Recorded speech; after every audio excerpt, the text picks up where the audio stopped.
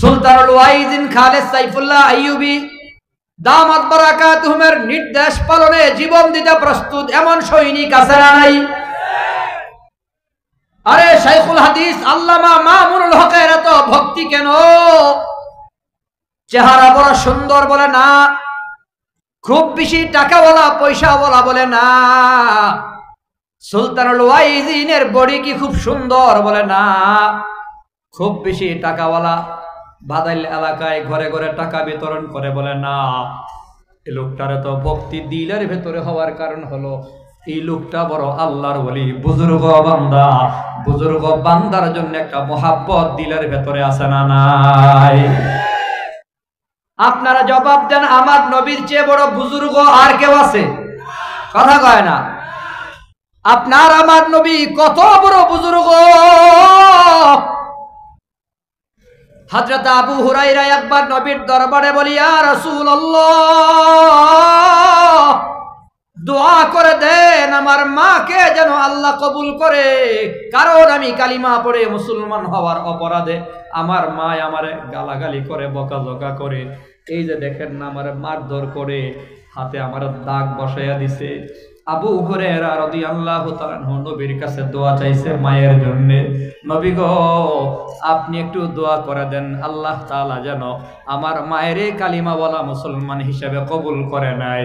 আমার নবী হাত তুলছে, দোয়া করবে। আবু হুরায়রা রাদিয়াল্লাহু আনহু একটা দৌড় মারছে বাড়ির দিকে। একজন ধৈরা জিগায়, আবু হুরায়রা কোন দিকে যাও, এত দৌড়াও কেন, তাড়াহুড়া কেন? আবু হুরায়রা হেঁচকা ঝাড়ি দিয়া সুইটা যায় আর কয়, আমারে ছাড়ো, আমি দৌড়ে যেতে চাই আর বুঝবার চাই আমার ঘরে আমি আগে যাই নাকি আমার নবীর দোয়া আগে যায়। আমার নবী আমার মায়ের জন্য হাত তুলছে, আল্লাহর কাছে দোয়া করবে। আমি একটু দেখবার চাই আমি আগে যাই নাকি আমার নবীর দোয়া আগে যায়। এক দৌড়ে মায়ের ঘরের দরজার সামনে দাঁড়ায় ডাক দিছে, পাগো। মায়ের কণ্ঠ বড় নরম। আবু হুরায়রা, কোথায় রে বাবা, সারাদিন কোথায় আছিলি, খাওয়া দাওয়া হয়েছিনি? গলার কণ্ঠ নরম দেখে আবু হুরায়রা রাদিয়াল্লাহু তাআলা বড় টেনশনে পড়ে গেল।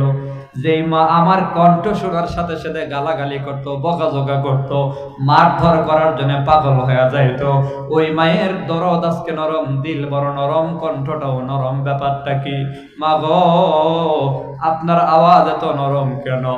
আবু হুরায়রা রে, আমার দিলটা কেমন জানি করতে আছে, তুই আমারে নিয়া চল, আমি মুহাম্মদ নবীর কাছে যায়া কালিমা পড়ে মুসলমান হয়ে যাবো।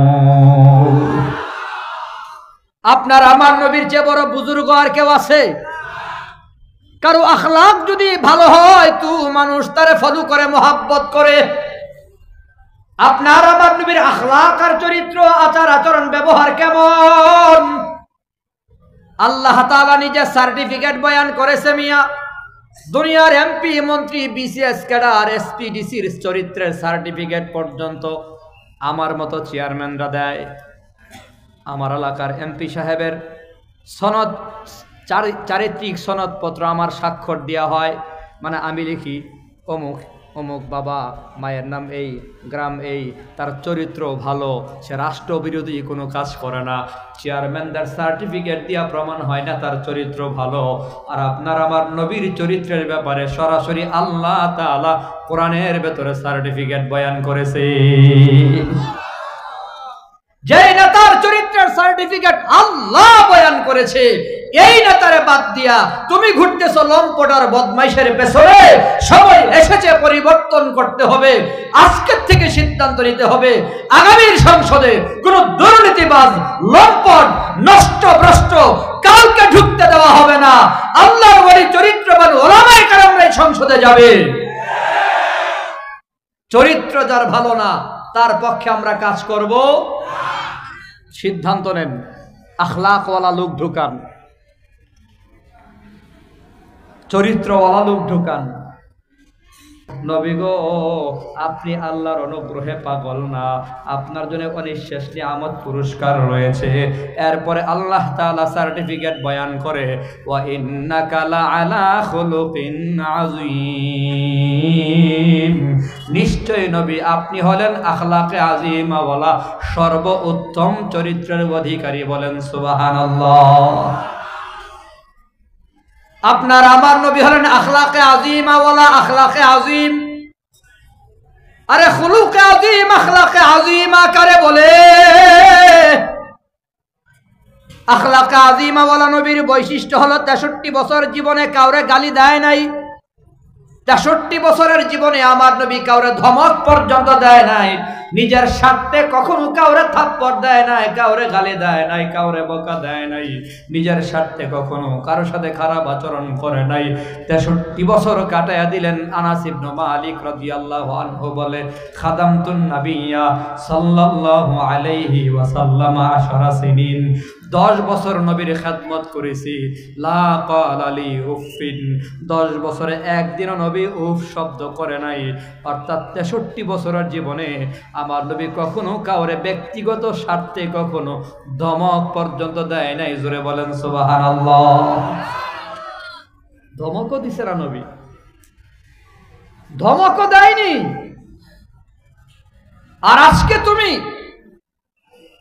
দাওয়াতের সাথী দাবি কইরা সেই নবীর উম্মত হইয়া নবীওয়ালা কাজের দাবি কইরা সেই নবীর নবীওয়ালা কাজ করো, এই কাজের সাথী দাবি কইরা রাতের আধারে রামদানিয়া ছুরি চাক্কু নিয়া টঙ্গীর ময়দানে নিরীহ সাথীদের উপর হামলা করে 3 জনকে শহীদ করে দিলা, অর্ধশত সাথীকে হাসপাতালে ভর্তি করে দিলা। কখনো তোমরা তবলিগের সাথী হতে পারো না। সন্ত্রাসী কাজের দ্বারা প্রমাণ করেছো তোমরা সন্ত্রাস লীগের সদস্য। তোমরা তাবলিগ না, তোমরা সন্ত্রাস লীগ।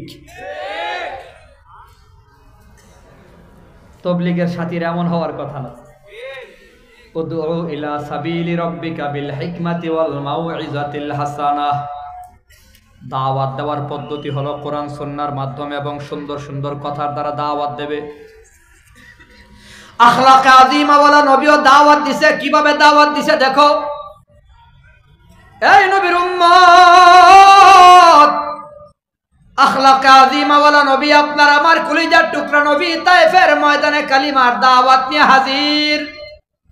ইয়া আইয়ুহান নাস কুলু লা ইলাহা ইল্লাল্লাহ তুফলিহুন। আপনার আমার নবী দাওয়াত দিতেছে, কালিমা বলা হয়ে যাও, জান্নাত পেয়ে যাও, কামিয়াব হয়ে যাও। তায়েফের ময়দানে নবী দাওয়াত দেয়। ইতিহাস আমরা সকলে জানি, কাফের বেঈমানের বাচ্চারা নবীরে পাথর মারতে শুরু করলো। পাথর গোলাও তো সুজা সাপটা কোনো পাথর না, ধারালো পাথর, কোনাইসা কানাইসা পাথর, ধারালো পাথর। যায়েদ রাদিয়াল্লাহু তাআলা আনহু নবীর সাথে আছিলেন। যায়েদ রাদিয়াল্লাহু আনহু বলে, পাথরগুলো নবীর গায়ে যায়, নবীর পাঞ্জাবি ছিদ্র করে ফেলে, এরপরে চামড়া মোবারক ছিদ্র হইয়া, গোশত ছিদ্র হইয়া, গায়ের ভিতর পাথর লাগা থাকে। আমি যায়েদ আঙ্গুল দিয়া গোতা দিয়া পাথর বের করি। আঙ্গুল দিয়া গোতা দিয়া যখন পাথর বের করি, এত রক্ত বের হয়, আমার আপনার নবী একবার নয়, 2 বার নয়, 3 বার মাটিতে অজ্ঞান হইয়া পড়ে যায়। আপনার আমার নবী অজ্ঞান হয়ে মাটিতে পড়ে যায়। আমার নবী জ্ঞান ফিরে আসার পরে চিৎকার মাইরা আল্লাহরে কয়, আল্লাহ গো, কোন জায়গায় আমারে পাঠাইয়া দিছো? কাদের মধ্যে কোন ধরনের লোকের মাঝে আমারে পাঠাইয়া দিছো? এরা পাথর মেরে মেরে মেরে মেরে আমাকে শেষ করে দিতেছে। ও মুসলমান নবীর উম্মতরা শোনো, আপনার আমার নবী যখন তায়েফের ময়দানে চিল্লি মাইরা আল্লাহরে ডাক দিছিল, আসমানের সকল ফেরেশতা একসাথে চিৎকার মাইরা আল্লাহরে ডাক দিছিল। আসমানের সকল ফেরেশতা 2 বার আল্লাহরে ডাক দিছে চিৎকার দিয়া। 2 বার সব ফেরেশতা এট এ টাইমে এক সময় আল্লাহরে চিৎকার মাইরা ডাক দিছিল। একবার যখন ইউসুফ নবীকে কুয়ার ভেতরে ফেলে দেয়। ছোট মাসুম সুন্দর চেহারাওয়ালা বাচ্চা ইউসুফ নবীকে ফেলে দেয়। ইউসুফ নবীর ভাইয়েরা যখন কুয়ার ভেতরে ফেলে দেয়, আসমানের সকল ফেরেশতারা কান্না করেছিল, আরেকবার কান্না করেছে, আরশ বহন করে ফেরেশতারাও কান্না করেছে, জিবরাইল আমিন কান্না করেছে, মিকাইল ইসরাফিল ফেরেশতা কান্না করেছে, আজরাইল এত কঠিন দিল বলা একজন ফেরেশতা, মানুষের রূহ কবজ করে যার মায়া হয় না, ওই আজরাইলও কান্না করেছে। আসমানের সকল ফেরেশতা চিৎকার মেরা আল্লাহকে ডাক দিয়া কয়, আল্লাহ গো, আপনার হাবিবের কোথায় পাঠাইয়া দিলেন? আপনার হাবিবের পাথর মেরে মেরে শেষ করে দিতেছে। গভীর মনোযোগ দিয়ে শুনো ও মুসলমান নবীর উম্মতেরা, আসমানের সকল ফেরেশতারা আল্লাহর কাছে বিচার দেয়। আপনার আমার নবীর চিৎকারের সাথে সুর মিলাইয়া আসমানের সব ফেরেশতা আল্লাহরও বলে, আল্লাহ কোথায় আপনার হাবিবের পাঠাইয়া দিছেন? তায়েফের ময়দানে পাথর মেরে মেরে নবীকে শেষ করে দিতেছে গো আল্লাহ। তখন আল্লাহ তাআলা জিবরাইল আমিনকে দলবল সহ পাঠায়া দেয়। আল্লাহ বলে, জিবরাইল আমার বন্ধুরে জিজ্ঞাসা কইরো, আমার বন্ধু যদি অনুমতি দেয় তায়েফের বেঈমানদের মাটির সাথে মিশাইয়া দিও। জিবরাইল আমিন আয়েশা নবীর অনুমতি চায়। ও নবী, আপনি যদি অনুমতি দেন, আল্লাহ বলছে তাদেরকে মাটির সাথে মিশাইয়া দেওয়ার লাগি। নবী গো, আপনার অনুমতি চাই। আপনার আমার নবী কয়, জিবরাইল আমি হলাম দাইয়ান ইলাল্লাহ, আল্লাহর পথে মানুষকে দাওয়াত দেওয়ার জন্য আসছি। আমি নবী পাল্টা আক্রমণ করার জন্য আসি নাই। আমি নবী আল্লাহর দরবার থেকে আল্লাহ আমারে পাঠায় নাই, আল্লাহ পাঠাইছে মানুষগুলাকে দাওয়াত দেওয়ার জন্য। আমি দাইয়ান ইলাল্লাহ, আল্লাহর পথে মানুষকে ডাকি। অতএব জিবরাইল, এদেরকে যদি ধ্বংস করে দেওয়া হয়, আমি নবী দাওয়াত নিয়ে কার কাছে যাবো? কারে আমি দাওয়াত দেবো? আমি নবী এদের ধ্বংসের দোয়া করতে পারি না। আয় আল্লাহ, আমার নানা বাড়ির মানুষগুলারে মাফ করিয়া দিও। আল্লাহ তাদেরকে হেদায়েত দিয়া দিও। আখলাকে আজিমা ওয়ালা নবীরে যখন মারত, নবী পাল্টা দোয়া করত। আখলাকে আজিমা ওয়ালা নবীরে যখন গালি দিত, নবী পাল্টা দোয়া করত। কেউ যদি নবীর সাথে খারাপ ব্যবহার করেছে, আমার নবী আখলাকে আজিমা ওয়ালা নবী সর্বোত্তম ব্যবহার করেছে রে মিয়া। খবর নিয়া দেখো, আমার নবী সাহাবায়ে কিরামদের সাথে নিয়া একটা জানাজার নামাজ পড়ায় রওনা করেছে। বাড়ির দিকে যায়, সাথে আবু বকর, ওমর, উসমান, আলী রিদওয়ানুল্লাহি তাআলা আলাইহিম আজমাইন সাথে।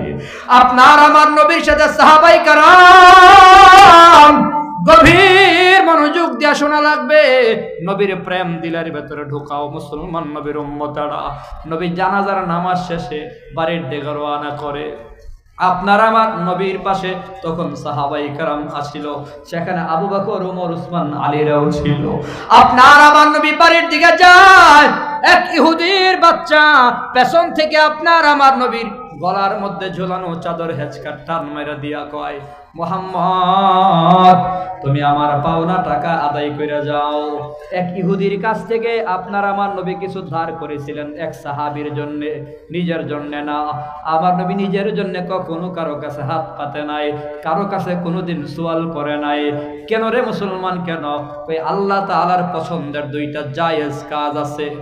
আল্লাহ তাআলা অপছন্দ করে কিন্তু হালাল, হালাল হলেও আল্লাহর বড় অপছন্দ।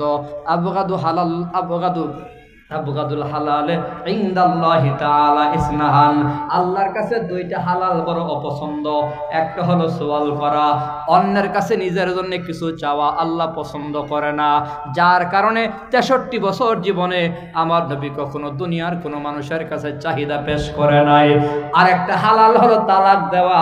তালাক দেওয়া যদিও হালাল, কিন্তু আল্লাহ পছন্দ করে না। যার কারণে আপনার আমার নবী 11 জন বিবির সংসার করেছে, একজন বিবিকেও নবী তালাক দেয় নাই। নবী কখনো কারো কাছে হাত পাতেন নাই, নবী কখনো তালাক দেন নাই।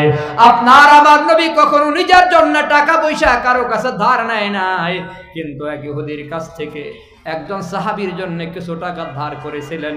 নির্ধারিত সময় ছিল, অমুক বারে তুমি তোমার টাকা নিয়ে যাবা। আপনার আমার নবী, ইহুদি যখন আমার নবীকে আটকায় দিছে, নবী বলে, ইহুদি তোমার সাথে না আমার পাকাপোক্ত কথা ছিল, আগামীকাল তুমি তোমার টাকা বুঝা নিবা। ইহুদি কয়, মুহাম্মদ তোমার বংশের লোকদের ভালো করেই চিনি, তোমাদের কথাবার্তার ভেতরে কোনো মিল নাই, তোমার বংশের লোকেরা বড় ধরনের বাটপার সিডার টাইপের। জোরে কর না নাউজুবিল্লাহ।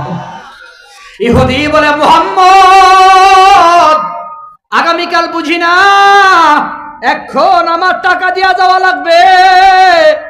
আপনার আমার নবীর পেছন থেকে যখন রুমাল টান দিছে, রুমাল যায় নবীর গলায় চাইপা গেলেন, জিব্বা মোবারক প্রায় বের হয়ে গেল, চোখ থেকে পানি বের হয়ে গেছে, আমার নবীর চেহারা লাল বর্ণের হয়ে গেল।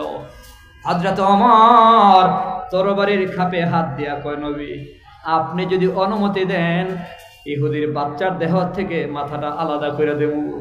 ওমর তো ওমরই গরম হয়ে গেছে। আমার নবী কয়, ওমর কাজটা তুমি ভালো করো নাই, তুমি তো আমারেও বলতে পারতা, আরে আমার নবীর কথাবার্তা কেমন দেখো। ওমর তুমি তো আমারে বলতে পারতা নবী ইহুদির টাকা দিয়া দেন, আর না হয় ইহুদিরে বলতে পারতা ইহুদি নবীর সাথে বেয়াদবি না কইরা আদবের সাথেও তুমি তোমার টাকাগুলা চাইতে পারতা। ওমর ইহুদির টাকা বুঝাইয়া দাও, আর 32 কেজি খেজুর তারে বেশি দিয়া দিবা। হযরত ওমর জানবার চাইল, নবী পাওনা দিলাম ঠিক আছে, 32 কেজি খেজুর আবার অতিরিক্ত কেন দেব? নবী কয়, তুমি যে হুমকি দিছো তার দেহ থেকে মাথাটা আলাদা করে দিবা। তারে ভয় দেখাবার কারণে, হুমকি দেওয়ার কারণে আমি নবী তোমার উপর জরিমানা করলাম, 32 কেজি খেজুর তারা দিয়া দিবা। হযরত ওমর তার পাওনা টাকা দিয়া দিল, 32 কেজি খেজুরও বাড়াইয়া দিয়া দিল। ইহুদি আবার হযরত ওমরকে জিজ্ঞাসা করে, ওমর বুঝলাম মুহাম্মদ আমার পাওনা আদায় করেছে, আজকে তো পাওনা আদায় করার কথা ছিল না। মুহাম্মদ মদিনার নেতা, সর্দার, বিচারক মুহাম্মদ নবী, আমরা ইহুদিরাও মুহাম্মদ নবীর বিচারক হিসেবে মাইনা নিছি। আমার মুহাম্মদ তো চাইলে আমার দেহ থেকে মাথাটা আলাদা করে দিতে পারত, কিন্তু আমার পাওনা আদায় করলো।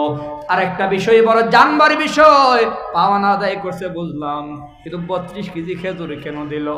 হযরত ওমর কই, ইহুদি রে, ইহুদির বাচ্চা শুন, আমি যে তোরে ভয় দেখাইছি তোর দেহ থেকে মাথাটা আলাদা করে দেব নাকি? হুমকি দেওয়ার কারণে নবী আমার উপর 32 কেজি খেজুর জরিমানা করেছে। ইহুদি আবার বলে, ওমর তুমি কি আমারে চিনছো? ওমর বলে, না। ইহুদি তার পরিচয় দিয়া বলে, আমি হলো বারাই। হযরত ওমরের চোখ তখন বড় বড় হয়ে গেল। বারাই তো ইহুদিদের মধ্যে বড় একজন আলেম, স্বনামধন্য আলেম। বারাই তোমার নাম শুনছি জীবনে বহু, আজকে প্রথম দেখলাম তুমি কিভাবে এত বড় আলেম হইয়া মুহাম্মদ নবীর সাথে বেয়াদবি করলা। বারাই কয়, ওমর পরীক্ষা করার জন্য নবীর সাথে বেয়াদবি করেছি। ইহুদি আলেম হওয়ার কারণে জানতে পেরেছি মুহাম্মদ নবী কেমন হবে, মুহাম্মদ নবীর চেহারা সুরত কেমন হবে, বডির অবয়ব কেমন হবে, চোখ কেমন হবে, কপাল কেমন হবে, সব পড়েছি। হুবহু আব্দুল্লাহর ছেলে মুহাম্মদ, বর্তমান যে মুহাম্মদ দেখা যায়, তোমরা যারা নবী মনে করো, তার সাথে কিতাবের পড়া হুবহু মিল লাগেছিল। আর একটা বিষয় জানার বিষয় ছিল, কিতাবের ভেতরে আছে আখিরুজ্জামানের নবী মুহাম্মদ আচরণ বড় ভালো করে, তার সাথে খারাপ ব্যবহার করলে পাল্টা ভালো ব্যবহার করে, তারে কেউ আঘাত করলে পাল্টা নাকি সে আদর সোহাগের বিনিময় ব্যবহার করে। খারাপ আচরণের পাল্টা ভালো ব্যবহার কিতাবে পড়ছি, আজকে প্রমাণ পেয়ে গেছি। আমি মুহাম্মদের গলায় চাদর লাগাইয়া দিলাম, আমি মুহাম্মদ নবীর কষ্ট দিলাম, আমারে উল্টা সব দিয়া দিল, উল্টা আরো 32 কেজি খেজুরও বাড়াইয়া দিল। আমার খারাপ ব্যবহারের বিনিময়ে মুহাম্মদ নবীর ব্যবহারের দ্বারা প্রমাণ হয়ে গেছে মুহাম্মদ নবী সত্য নবী, কোনো সন্দেহ নাই। ওমর তোমারে সাক্ষী রাইখা আমি তোমার সামনে কালিমা পড়ে মুসলমান হয়ে গেলাম। রাদিতু বিল্লাহি রাব্বাও ওয়া বিল ইসলামি দীনাও ওয়া বিমুহাম্মাদিন নাবিয়্যাও ওয়া রাসূলা। ওমর আমি সাক্ষী দিলাম আল্লাহর উপর রাজি হয়ে গেলাম, সাক্ষী দিলাম মুহাম্মদ আমার নবী, সাক্ষী দিলাম ইসলাম আমার ধর্ম, তোমাকে সাক্ষী রাইখা আমি কালিমা পড়ে মুসলমান হয়ে গেলাম। চিৎকার করে আল্লাহু আকবার। আখলাকে আজিমা ওয়ালা নবীও দাওয়াত দিছে। আমার নবী দাওয়াত দিছে, নবীরে মারতো, নবী গালি দিত না। পাল্টা আঘাত করতো না। আর তুমি নবীওয়ালা কাজের দায়িত্ব কান্দে নিয়ে ঘুরো, সুযোগ পাইলে ছুরি ঢুকাইয়া দাও। ফাইজলামি পাইছো? নবীওয়ালা কাজ হবে নবীর ওয়ারিস উলামায়ে কেরামের তত্ত্বাবধানে, কোন সন্ত্রাসীদের দ্বারা নবীওয়ালা কাজের দরকার নাই। তোমাদের মতো সন্ত্রাসদের আমরা চিনে ফেলেছি। তোমরা কার দালালি করতেছো সেটা জাতি বুঝে গেছে।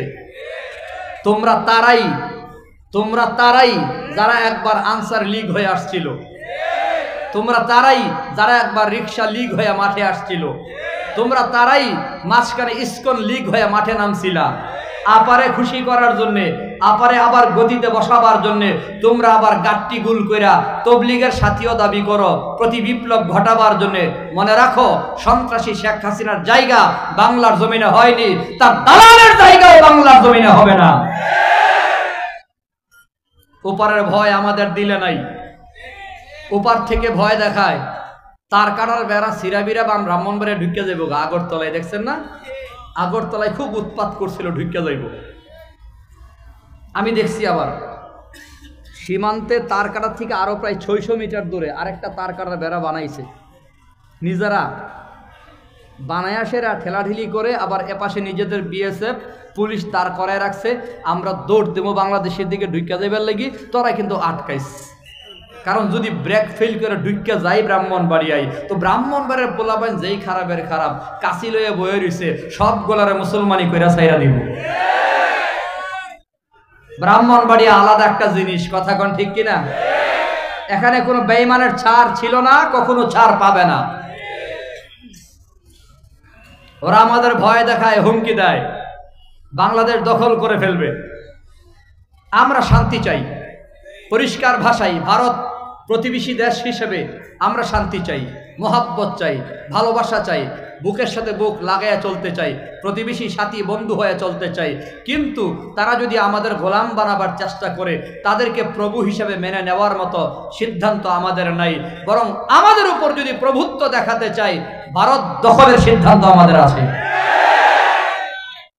আমরা মানুষ কম হইলেও কইলজা বড়, কারণ আমাদের কোনো বিমান কামানের দরকার নাই, আমাদের ইমানের দরকার। কথাটা ঠিক কিনা? আরে বদর যুদ্ধে আমি একটা হিসাব করেছি, আপনারা দেখেন মিলে কিনা। বদর যুদ্ধে 313 জনের বিপরীত ছিল 1000 কাফের, অর্থাৎ কাফেরদের সংখ্যা 1000, মুসলমানের সংখ্যা 313। জবাব দেন, মুসলমানের সংখ্যা কত? কাফেরদের সংখ্যা কত? 313 দিয়ে যদি 1000কে ভাগ করা হয়, তো একজন মুসলমানের উল্টা হয় 3 জন কাফের। মুসলমান 1 জন, কাফের কয়জন? এই হিসাব 1500 বছর আগের বদর যুদ্ধের হিসাব। কত বছর আগের? 1500 বছর আগের। বলেন কত বছর? বলেন 1500 বছর আগের হিসাব হলো, একজন মুসলমান 3 জন কাফেরকে দৌড়ানি দিছে, কাফেররা প্রস্রাব পায়খানা একাকার করে পালাইছে। 1500 বছর পরের একটা হিসাব আমি করেছি। ভারত এবং বাংলাদেশ মিলিয়ে নরেন্দ্র মোদীর গোলাম হলো 120 কোটি। কত কোটি? মুখস্থ করেন। ভারত বাংলাদেশ মিলিয়ে কত? তাদের সংখ্যা কত? 120। বলেন না কত? 120 কোটি। আর ভারত বাংলাদেশ মিলিয়ে মুসলমানের সংখ্যা হলো 36 কোটি। অর্থাৎ বাংলাদেশে মুসলমান 16 কোটি, ভারতে আছে 20 কোটি। 20 আর 16 36। কত? 36 কোটি দিয়া 120-এর আমি ভাগ করে দেখছি, একজনের উল্টা 3 জন। আল্লাহু আকবার বলেন না। একজনের উল্টা কয়জন? একজনের উল্টা কয়জন? যদি তারা যুদ্ধ করতে চায়, তো আমাদের একজন মাত্র 3টারও দৌড়াইতে হইব।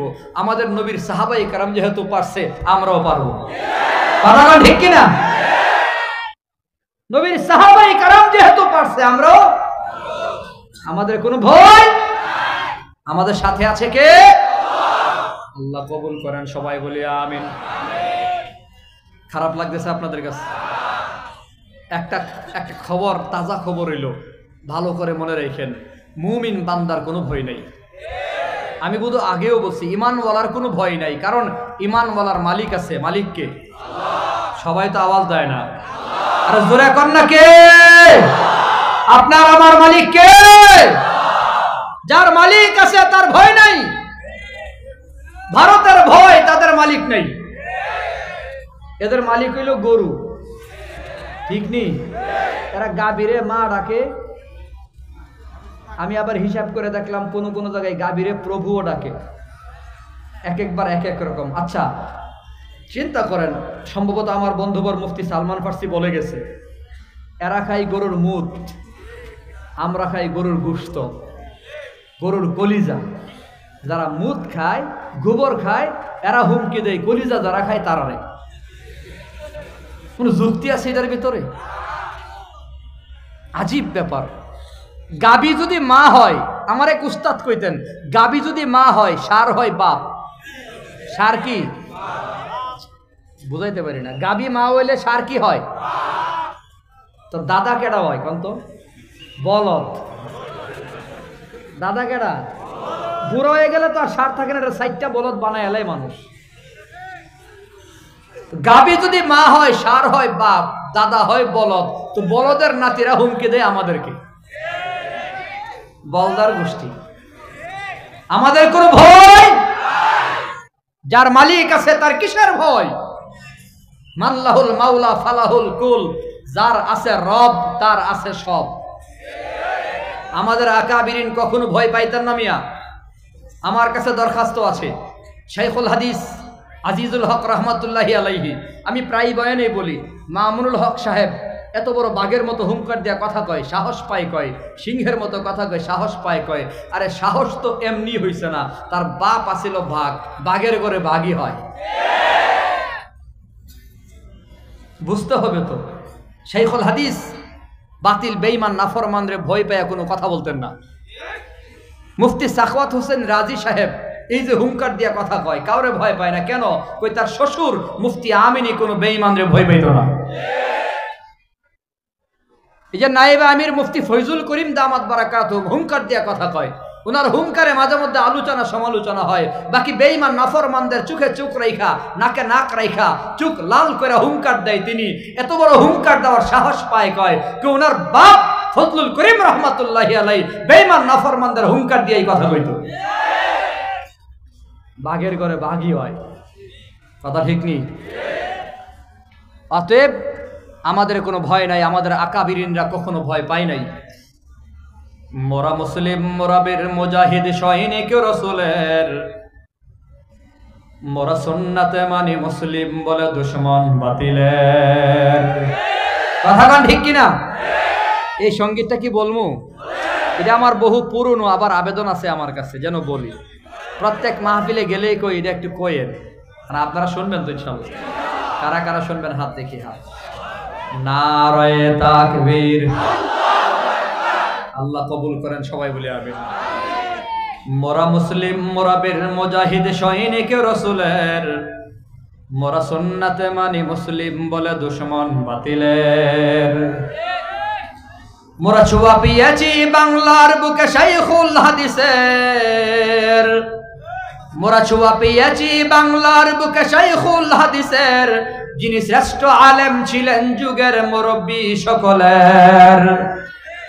মোরা মুসলিম, মোরা বীর মুজাহিদ সৈনিক রাসূলের, মোরা সুন্নাতে মানে মুসলিম বলে দুশমন বাতিলের। মোরা হুঙ্কার জানি মরহম পীর ফজলুল করিমের, মোরা হুঙ্কার জানি মরহম পীর ফজলুল করিমের, যারা আওয়াজে ভেঙ্গে চোরমার হত মঞ্চ বাতিলের। মোরা মুসলিম, মোরা বীর মুজাহিদ সৈনিক রাসূলের, মোরা সুন্নাতে মানি মুসলিম বলে দুশমন বাতিলের। মোরা ভয় করি না হামলা মামলা হুঙ্কার বাতিলের, মোরা ভয় করি না হামলা মামলা হুঙ্কার বাতিলের। ওই সিংহ পুরুষ মুফতি আমিনী আকাবির আমাদের। মোরা মুসলিম, মোরা বীর মুজাহিদ সৈনিক রাসূলের, মোরা সুন্নাতে মানি মুসলিম বলে দুশমন বাতিলের। মোরা পেয়েছিলাম এক বিপ্লবী নেতা আল্লামা শফি আহমদ, মোরা পেয়েছিলাম এক বিতলুবিনাত আল্লামা শফি আহমদ, যার আওয়াজে ভেঙ্গে চরমার হলো শাহবাগীদের মসনদ। মোরা মুসলিম, মোরা বীর মুজাহিদ সৈনিক রাসূলের, মোরা সুন্নাতে মানি মুসলিম বলে দুশমন বাতিলের। আমাদের কোনো ভয়, এই জোরে বলেন আমাদের সাথে আছে কে? যেটা বলতেছিলাম, মুসলমান যুবক বন্ধুরা, নবীর উম্মতের দল। আপনার আমার নবী হলেন আখলাক আযীমা ওয়ালা নবী। নবীর আখলাকের ভেতরে কখনো কাউরে ধমক দেয় নাই, জীবনে কাউরে গালি পর্যন্ত দেয় নাই। জোরে কোন সুবহানাল্লাহ। আখলাকে আযীমা ওয়ালা নবীর ব্যবহার কেমন? এ মুসলমান, খবর নিয়ে দেখো, গ্রাম্য কোনো অজানা কোনো মানুষও যদি নবীর দরবারে আসতো, আমার নবী তার চেহারার দিকে তাকায় তাকায় তার কথাগুলো শুনতো। যতক্ষণ ওই গ্রাম্য মানুষ কথা বলতো, ততক্ষণ নবী তার চেহারার দিকে তাকিয়ে কথাগুলো শুনতো। কিতাবের ভেতরে আসে, আমার নবীকে যখন হাত লাগাইতো, মুসাফাহা করতো, যতক্ষণ না ওই লোকটা হাত টান দিয়া না ছুটাইতো, ততক্ষণ আমার নবী হাত টান দিতেন না, ধরে রাখতেন। গ্রাম্য একজন মানুষও যদি আসছে, নবী তার দিলে কখনো আঘাত দিতেন না। মুচকি হাসি দিয়ে দিয়ে কথা বলতেন, মুচকি হাসি দিয়ে দিয়ে কথা বলতেন। আখলাক আযীমা ওয়ালা নবীর ব্যবহার তো এমনই ছিল রে মুসলমান বাবারা। অতএব আমাদের ব্যবহার যেন নবী ওয়ালা ব্যবহার হয়, আখলাক যেন নবীর আখলাক হয়। আজকে আমাদের সব আছে, কিন্তু নবীর আখলাক নাই। আমাদের দাড়ি আছে, আমাদের টুপি আছে, আমাদের পাগড়ি আছে, আমাদের পাঞ্জাবি আছে, নামাজিও আছে, রোজাদারও আছে, হাজী সাহেব আছে, কিন্তু আখলাকের ভেতরে বড় গলত আছে। আমাদের চরিত্র বড় খারাপ হয়ে গেছে। কথা বলেন ঠিক কিনা?